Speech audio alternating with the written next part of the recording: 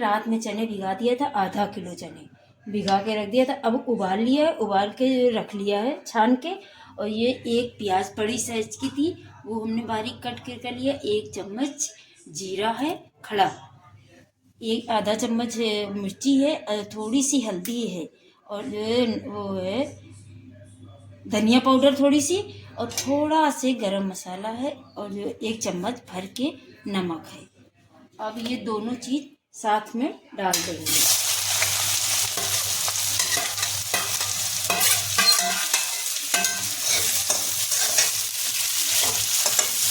ये जब हो जाएगा तो मसाले डाल देंगे, मसाले को ज़रा से भून लेंगे, फिर चने डाल देंगे।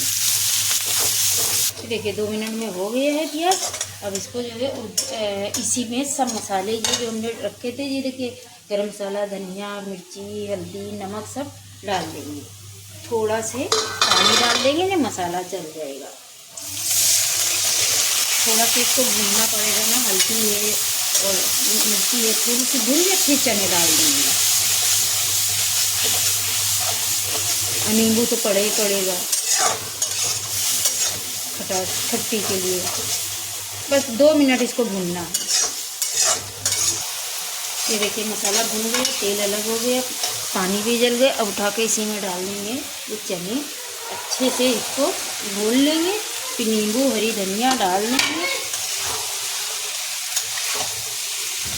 तो 2 मिनट तक चला लेंगे, नमक मिर्ची सब अंदर तक पहुंच जाएगा।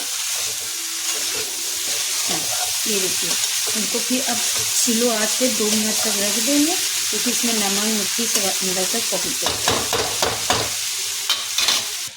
ये देखिए 2-3 मिनट तक धीमी आंच पे किया, अब तेज़ कर रहे हैं।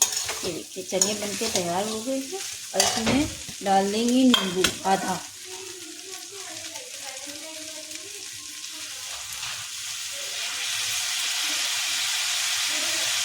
आधा नींबू डाल देंगे। अब उसके बाद में चला देंगे, फिर ऊपर से हरी धनिया डाल देंगे।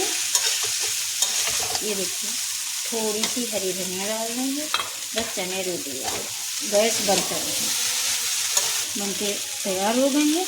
इसमें थोड़ी सी और ऊपर से हरी धनिया डाल देंगे, बस गैस बंद कर देंगे।